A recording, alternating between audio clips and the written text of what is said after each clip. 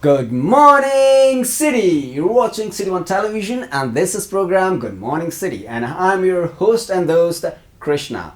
Ladies and gentlemen, we have again come today with a special program. Every time we come up with some special program with a special topic and we discuss regarding different things. And every time I come up with a different guest as well. So today also we have one of our special guests. Before that, you can watch us this episode in our various social medias such as Facebook, YouTube, and different social media platforms also. And today we are going to talk about the respective topic which will be revealed in a while, but I would like to mention this, that if you have any questions, any queries, anything that you would like to ask to our guest, to me, or to anyone else as well, if you want to keep your any opinions as well, you can write down your opinions in our Facebook comment. And obviously we will be replying back through this. Ladies and gentlemen, Nepal is a country where the tourism relies on the economy. So the economy of Nepal is somewhere handled by the tourism as well. We all know that Nepal is quite famous for its agriculture, and people over here are dependent on agriculture. But on the second hand, we see that tourism is the sector where government is also very focused, and people are also earning a huge amount from this. So tourism and Nepal is like somewhere parallelly walking together, holding hands. And especially on that note, today's episode is going to revolve around the Nepal's tourism, and we have a very special guest. This episode, Good Morning City's episode, one of the best episode. It's going to be one of the best episode because we have the international guest all the way from Czech Republic. So, ladies and gentlemen, let's welcome international guest in our Good Morning City for the first time, all the way from Czech Republic, Mr. Aleš Rajský. Welcome, Aleš. How are you feeling? Namaste, bye. Good morning. I feel very well because I'm in Nepal. Like Nepal and Aleš has become something very close. Since when? Since when did you become so close to Nepal? I can remember it very well because it's from 2015. It was a really deep experience. I was here for a month and it ends with the earthquake. Oh, okay. So, which happened that's a very sad moment as well, yes. So you were at that moment? Yes, I was here. So you literally saw that destruction which happened? Yes.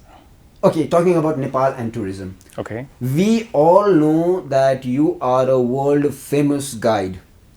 And we know that you have been bringing a lot of peoples to Nepal and helping and supporting to the Nepal's tourism, although the government of Nepal is unknown about this. How do you feel being a back supporter for a Nepal tourism? I think I'm just a small part of it because there are a lot of colleagues. They are more smart and more experienced than me, but I think I'm doing my best to support Nepal and also to show the people what Nepal is, and especially the Nepal people, how they are. I wanted to ask you, how many countries have you been through until now? I didn't count exactly, but I think it's around almost 30 countries. 30 countries. A very obvious questions also, which among these 30 countries, which was your favorite one? Being frank enough. I even don't need to think about it. It's Nepal. Yeah, that's obviously. But what is that thing that made you so close to Nepal? I cannot say exactly because it's really deep in my heart, and it's like some connection which I have here during the experience which I had here, and it's completely different from other world. It's like a mix of cultures, beautiful mountains, beautiful nature, and you can see many things in one day. You just have one experience by one. It's like a lot of things. Obviously, there are a lot of things to be explored in Nepal. Even though local peoples of Nepal, they have started visiting the different places. They have realized that the importance of the Nepal and its beauty. And yeah, I would like to ask my audience also, if you have any queries, any questions, you can write down in the comment section also, and we will be replying. Our guest will be replying to your these questions. And let's begin from starting. How did you start your journey? You mean to Nepal? Yes, Nepal, and you're planning towards this. Okay, I'll become a guide or this. Yeah, actually, I'm guiding for 20 years now, and for Nepal, it's like it will be 10 years. Mm-hmm. And to Nepal, this idea to come to Nepal, it was the first ever country to visit with airplane, actually. And it was after my mother passed away, so I asked myself, what is your best wishes, like what you really like, what you really want in your life?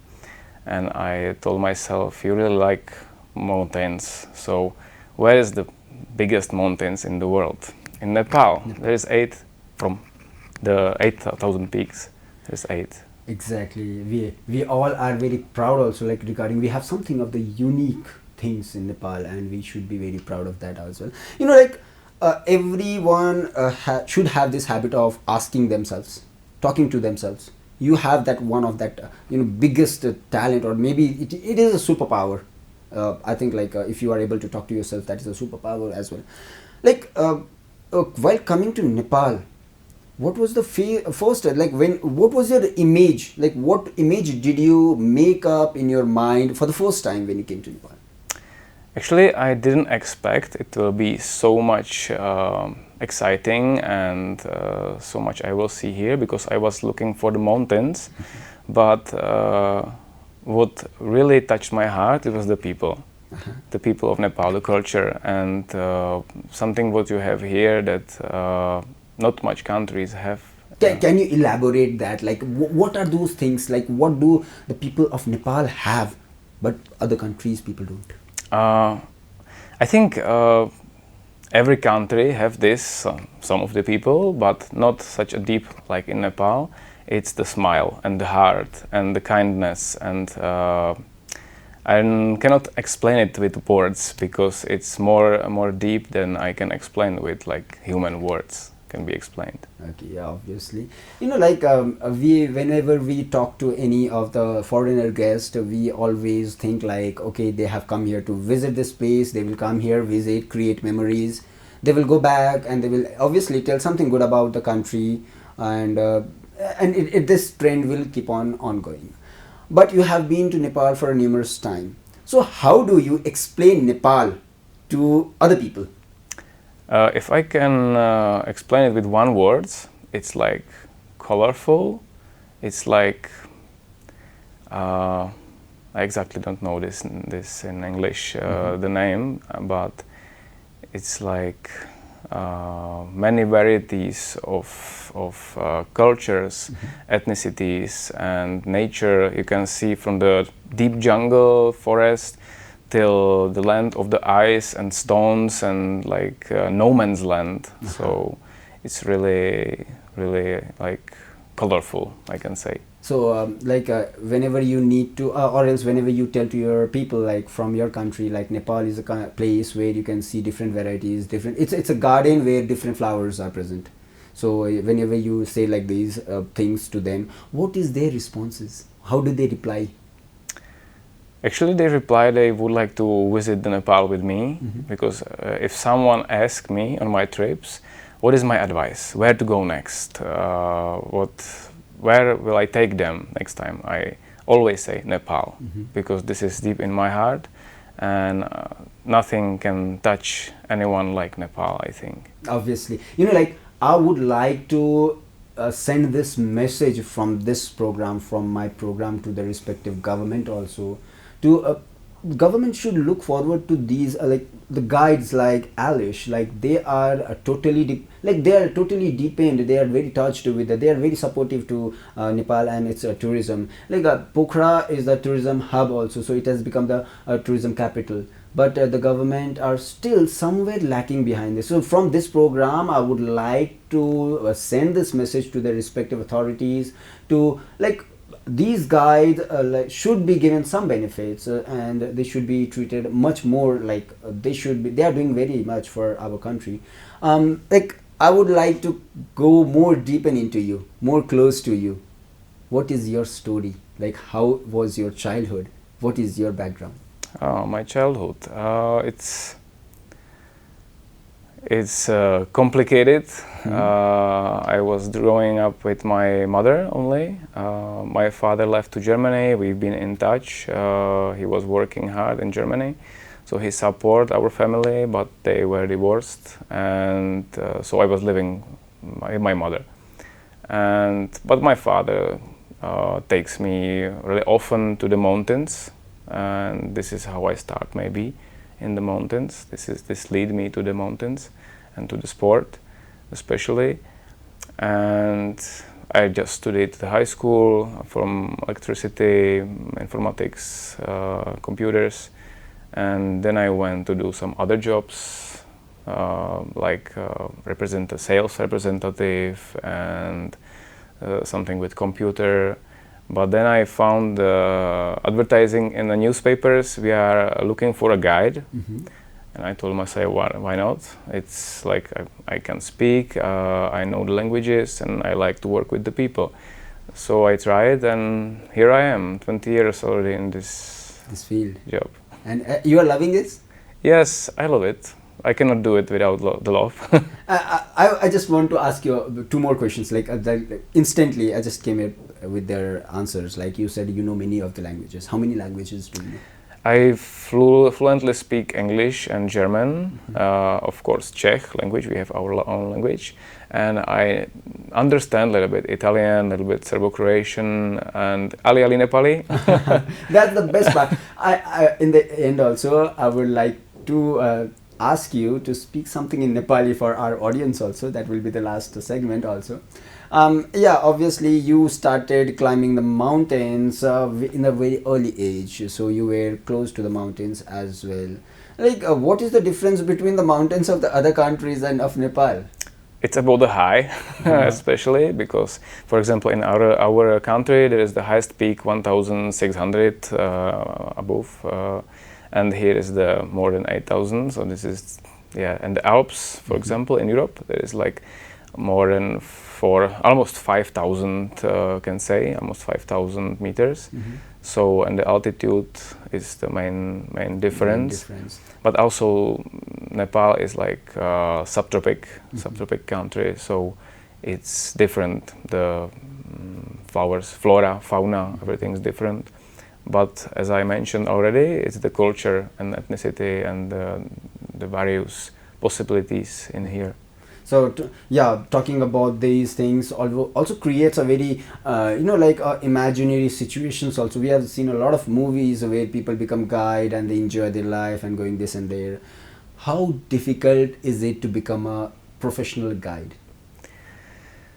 I think you have to know how to work with people, especially because it's not about what you learn about the country, because everybody can read it in the books or in the internet, but is it especially about work with people, because everybody is different, and you have to see where is the danger, for example, for the people, or what can happen. You just have to know the future a little bit, maybe, and you have to know the maps, like what is where, and what is the interests of the people and their needs.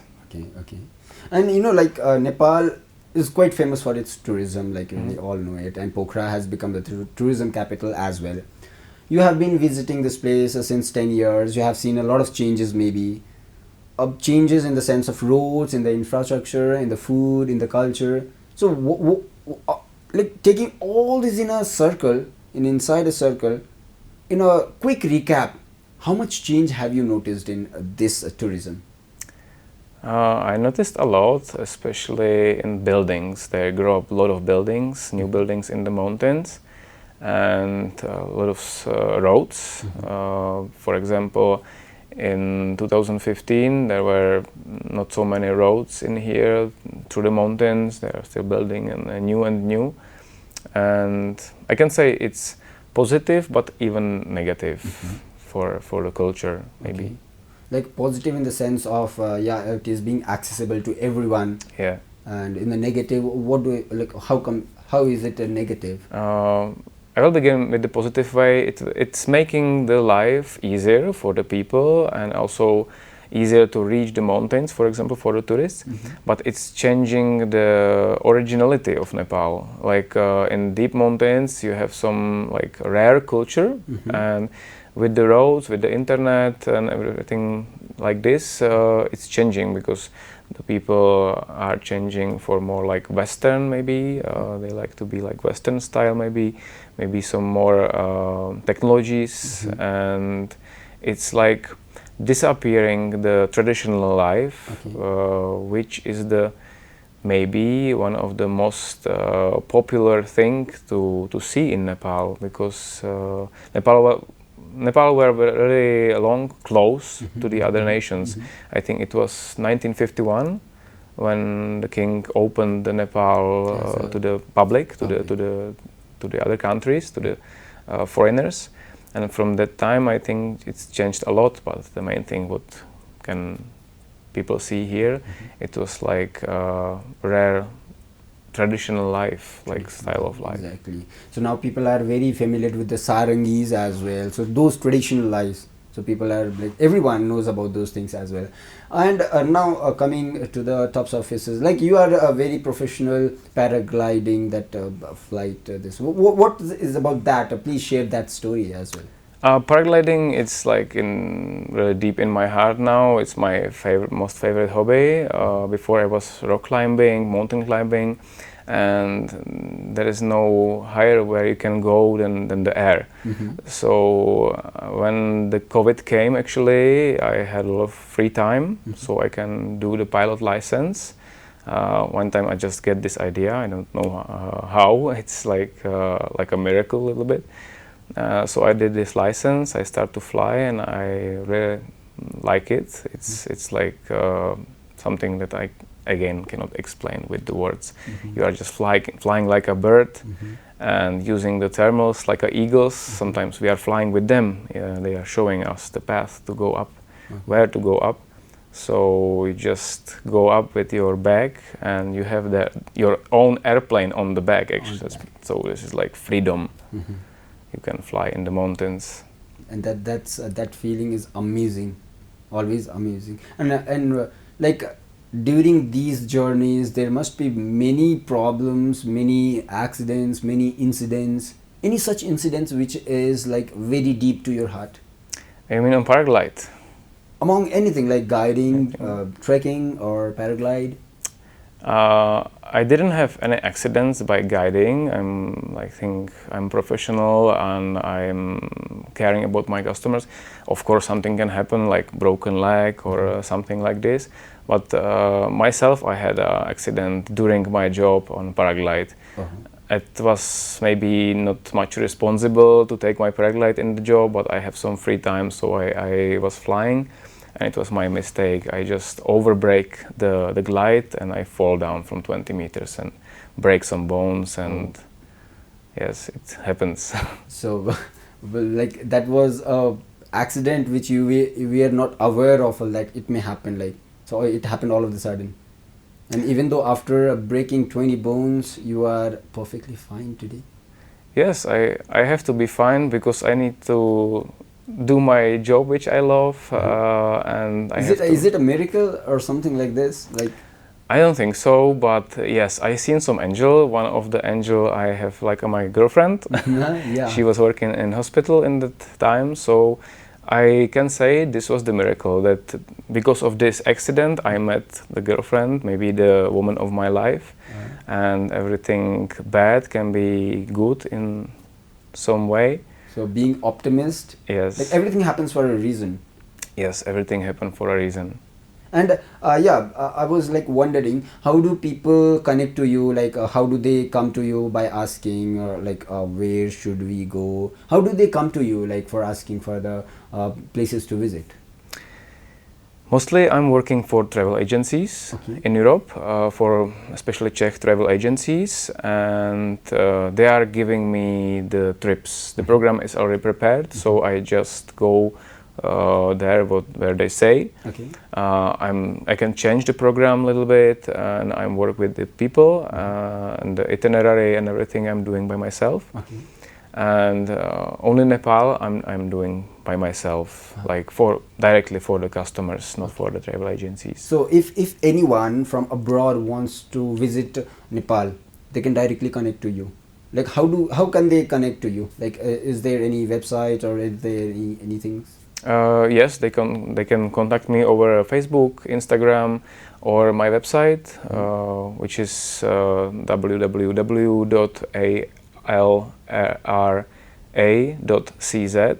It's a little bit difficult maybe.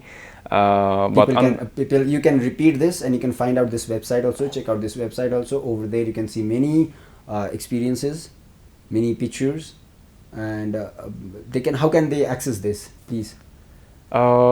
Actually, they can access mostly over Facebook. I'm using Facebook under my name, under my personal account. So this is where I'm mostly working with customers. They can ask me, or Instagram. It's under my name, or this like shortcut. So people can directly connect to you over there, and they can directly ask for your guidance, for your help. And you can guide them for for any of the trips if they want. So how many times do you visit? Like what is your schedule, or for how is your how do you plan this trip? You mean to Nepal or? Yeah, to Nepal. I have one program now to Nepal. Now I'm thinking about some changes and make new programs, because already people asking me what will be the next. We would like to go again, but not the same program. So now I'm preparing something new. Maybe Upper Mustang, maybe Manaslu circuit and Mardi Himal track. So there is a lot of choices, a lot of possibilities here. And usually I just make the program and I just ask the customers if they would like to join me. Okay, among all the programs you have seen, like you have, as you mentioned also many of them, which is your favorite one? I mostly like the around Annapurna circuit. And to see the Machu Picchu and these nice mountains. I haven't been to many treks because there's huge mountains, and I really love Annapurna. So, okay, let's talk about Annapurna. So, when was that? Do you remember the first time you visited that Annapurna, or what was your memories? What is your memories regarding that? That time it was the year 2015. I was walking around Annapurnas, which is the most favorite treks in the world, I think, and one of the most beautiful trek, they say, and I can agree only. And it was like 220 kilometers by walk by myself, just me, my bag, my breath, and my thoughts. And some mantras in my ears. Yeah, I have heard about this also, that you are very keen about the culture, mantras. You are very close to the mantras also. What thing about the mantras bring you so close? It's, I think, some kind of energy which they have inside, the meaning or the vibrations which they are giving you. I'm not understanding all of the words maybe, but I can feel it. So when I was wearing these earphones around Annapurnas, I was looking on the mountains during the sunrise. Sometimes I was crying from happiness. Yeah, literally, and those crying was obviously of happiness, of the tears were coming out of the happiness, the feeling, the emotions, because you are between the mountains. Now, that was about the best part of your trekkings. Now coming to the part where you have faced the difficulties. Every time, whenever you came here, for the 10 years, every time when you are coming here, what are those difficulties you are facing? Any difficulties If I don't mention the physical difficulties, because what trekking is, especially in the high altitude, you can get really sick. For example, mountain sickness, which can even kill you. It's hard breathing and pain in legs and pain everywhere, but then you get just used and then it's okay. It's sometimes when you are alone, it's like psychical difficulties. If I will made it, you are alone sometimes in the mountains. You are just by yourself to do it and get over yourself, to push your limits maybe sometimes, and just don't give up. And yeah, sometimes can happen something, but I think I'm really prepared for this. I'm in the mountains for a long time. You used a word prepared. To be prepared. To be prepared. You know, like I want to let's start from the beginning. Like when you plan for your trek, for your any of the trip as well, how should we start? Because you are a guide, we want you to give a message to our audience also, international, national, everyone, to the audience. Like how should you plan your trip, like from beginning, like from packing the bags to the last end of the day? I think you have to think about the main human needs. This is the first thing. So you have to breathe. If you are not going 8,000 or something like this is easy, even in 5,000, but you need to drink. So sometimes the water don't need to be clean. So I bought the water filter, for example. You have to carry some water and then you have to eat something. But there is a lot of lodges here now, so you can eat easily. And the main thing, I think, is to be in dry and warm. Okay. So the proper clothes and proper shoes especially are the most important, because the feet and the legs are carrying you through the mountain. So you have to think about them, like to be in warm, to be in dry, and to have safe shelter. So good sleeping bag. And maybe even something to cover from the rain, from the storm. It can happen in the mountains. It can easy. You are such a small person, human, just the human, and you have to be prepared for the weather. And the weather is the second thing. You have to check the weather, and you have to know the meteorology a little bit. Okay. Like, does it depends upon the days of the trek and the backpacks, or like almost all the trips should have the same sort of backpacks? You don't need much. For example, you can be dirty. Sometimes you can wash your socks and let them dry for next days. So you need just maybe 3 socks in even long treks, and some 2 t-shirts maybe, to have one dry one and one which you are wearing on yourself. And then I think you have to be prepared for everything. So you need warm clothes and clothes which will protect you from the rain or snow. Okay, I see. So now talking about the problems you have faced. Like there are many problems. Like we can also see that about the roads while coming from your place, while traveling, and the roads also there are very problems of the roads, prices as well. So like being totally clear enough so that all the audience also realize, okay, tourists are facing these sort of problems, guests are facing these sort of problems, we should be aware of this, we should not again repeat that same mistake that guest will face. Okay, so what are those problems? Let's open those problems, let everyone know about those problems. I think it's disappearing the popular treks now, because there are roads and the jeeps, the off-road vehicles which are going up, they are like putting dust in your face, in your nose, and you are breathing. So these villages which is like in lower altitudes, they don't have much customers now, because the customers just better take the car and go up somewhere to see the mountains from high altitude. And the villagers which were working before for the tourism, they don't have a job now, because nobody wants to breathe dust. Yeah, exactly. And what are the problems guests or the tourists are facing? Like let's take an example, like if you are coming from Kathmandu as well, so the water prices over there and the water prices of the Pokhara, like these prices as well, and how do people treat the guest? Is there any problem in such things? For me, there is no problems. I just expect, like I'm going to Nepal, it's different than in Europe.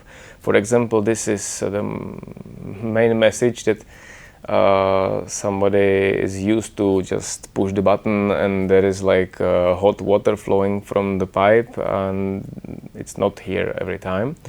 But yes, the water, of course, it's higher prices in the mountains because somebody have to carry it on the back there. So this is like we have to pay and support the people that they are carrying it. And the road from Kathmandu to Pokhara is crazy. It's getting better a little bit, but this is not good experience in Nepal. Your deep breath can explain everything. Yeah, that is quite problem for everyone. So government should look forward to this. I have been telling this in my program. I had a full episode on roads. If you have not seen that, please check out also. Like I have made a full episode on the roads, like how problematic it can be if you don't have the proper road. Like people, not only for the tourism purpose, like just imagine for a health purpose. If a person from your family members are ill or needs an ambulance, if there's not a proper road, ambulance cannot be reaching that place. So government has to look forward to few of the places like roads, and they have to look forward to many other things also.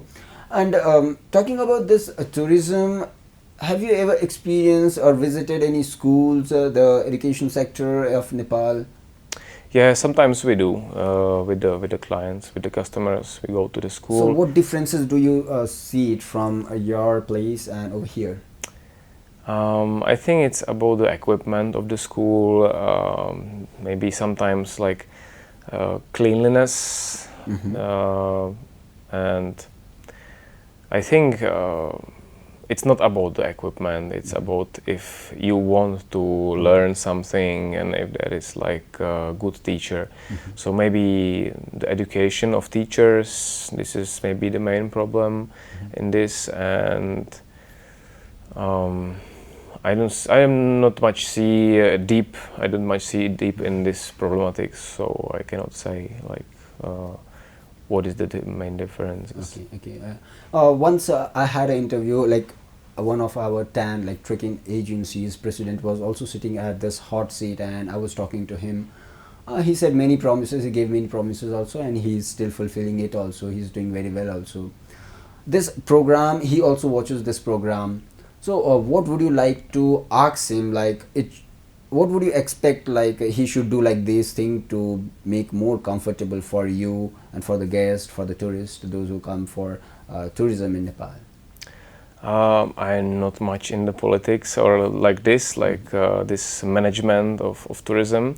I'm just a normal guide, but I think it should be like more conservative, the traditional culture of the Nepal, the traditions. This is really important. We have programs like this in Europe, like big donations from state is flowing to the villages which are keeping the cows, for example, and growing the fields for the cows and keep the traditional life, because young people, they are running to the town for better money, easier jobs, and I think Nepal maybe have the same problems. Same problem, yeah. Exactly.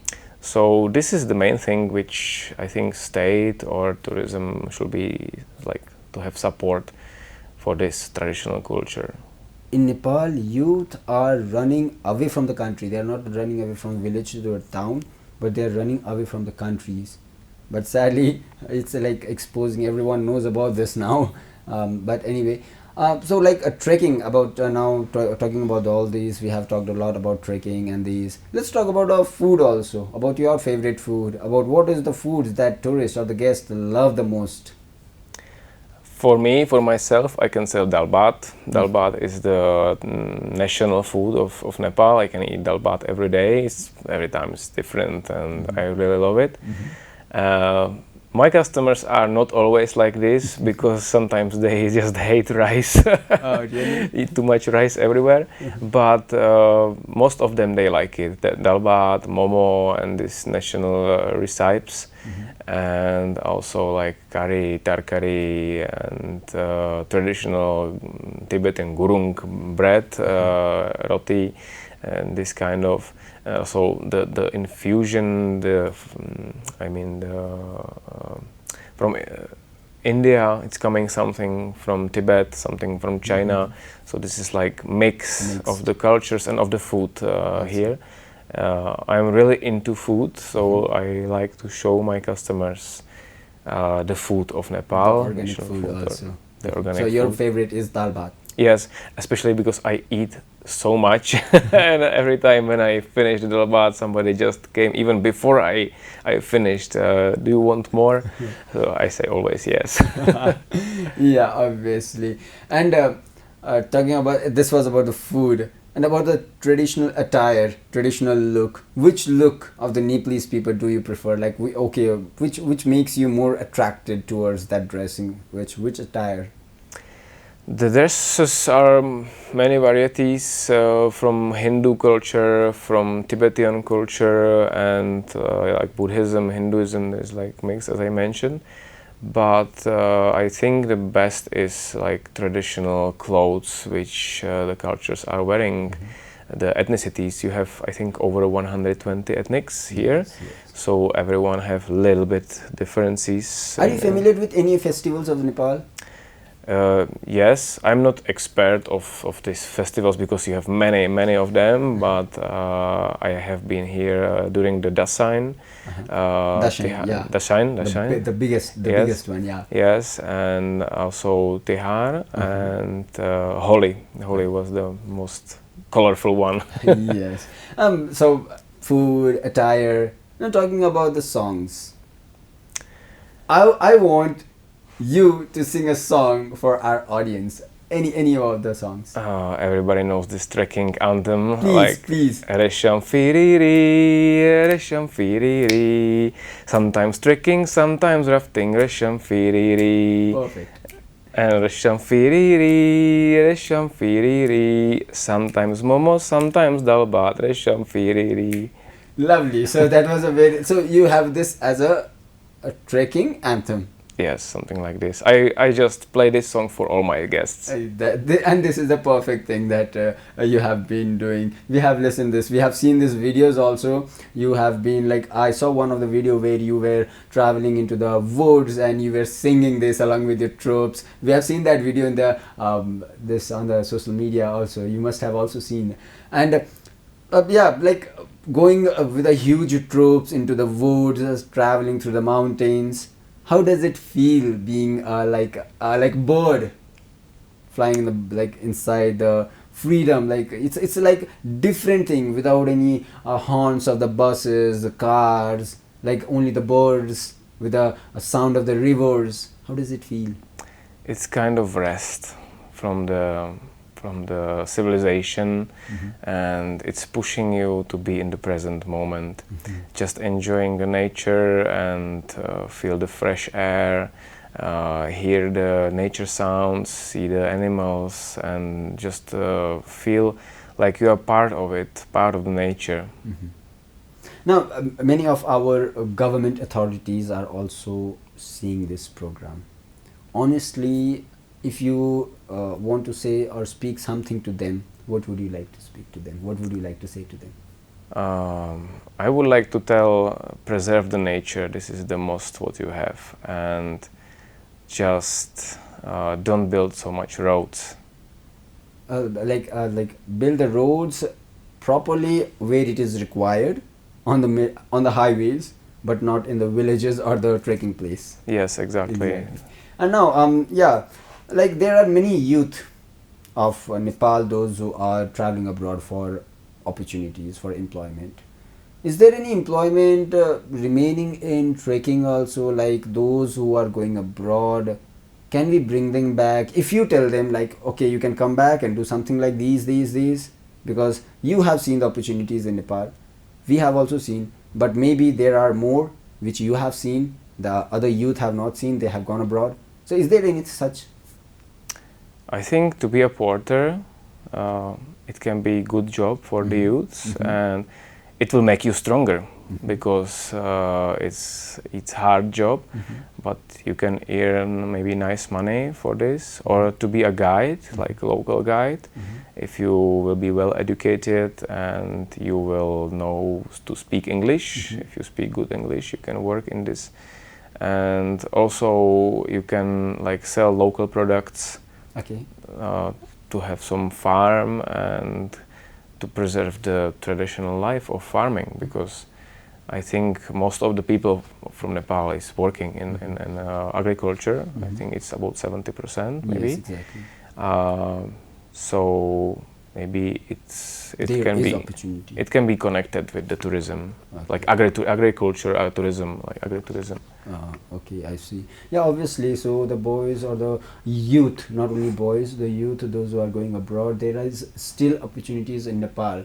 People are coming here. We can serve them. We are here. We should be here to serve them. So people, those who are doing hard work abroad, can we make it more better? Like there is chances. We can try, obviously. And we have almost come to the end of this program. Although I want to talk a lot with you, but our time it's limited. So we are almost to the end of the program. At this instant, I just want to ask you. You are here today as Aleš, Rajský. Is there any back support for you? Would you like to give any credit to any person, any special person? Sorry, I didn't understand now. Like, would you like to give any credit to any of the person? Like, they made you like this, they shaped you, they gave you the ideas, something like this. Any special person in your life? I would like to thank to my father and my mother that they just let me live. They just give me the life. This is the most important, I think. I would like to thank to my girlfriend now, which is making me better person. Can you recall her name also, if you are comfortable? Yeah, I would like to thank Sharka, my girlfriend. I really love her. And my best friends in Rana, when I'm flying, the paragliding pilots, they're really nice people. And I would like to thank to you because you invite me here, and also we met like a few years ago before the COVID, and you are a really nice person, and many people in Nepal.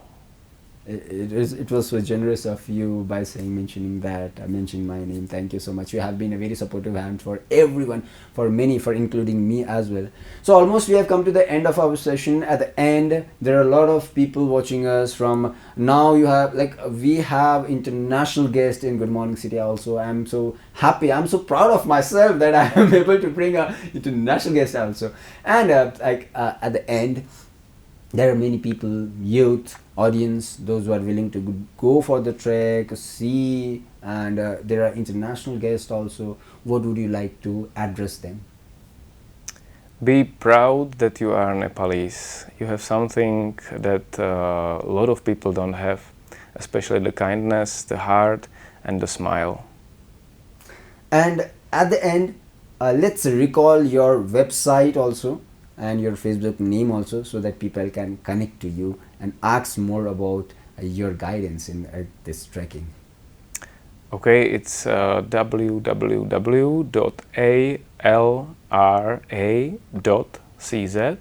Alra.cz, and Facebook is under my name, but it's hard to say in English. It's so people can connect to you through website. So please go out, check out this website, connect to him, ask more about the trekking, and if you feel so, please visit Nepal obviously once. And obviously our Nepalese can also connect to him, because you don't know how much entertaining this guy is if you be with him. And coming to the end of this session, thank you so much for coming. Thank you so much for coming in this Good Morning City, all the way from Czech Republic, representing yourself, giving so much of knowledge, telling such positive things about Nepal, obviously, and the things which Aleš has mentioned. Government will obviously look forward to that, and I think that government should give some of the benefits also, provide some of the benefits also to him, because he is being a back supporter to the Nepal's tourism also. Thank you so much, Aleš, for being in my program. Dhanyabad bhai. So this was the end of our program for this episode, and keep watching City One television and this Good Morning City as well. Thank you. Wherever you are, be busy, be entertaining, be happy, make everyone happy. Thank you so much.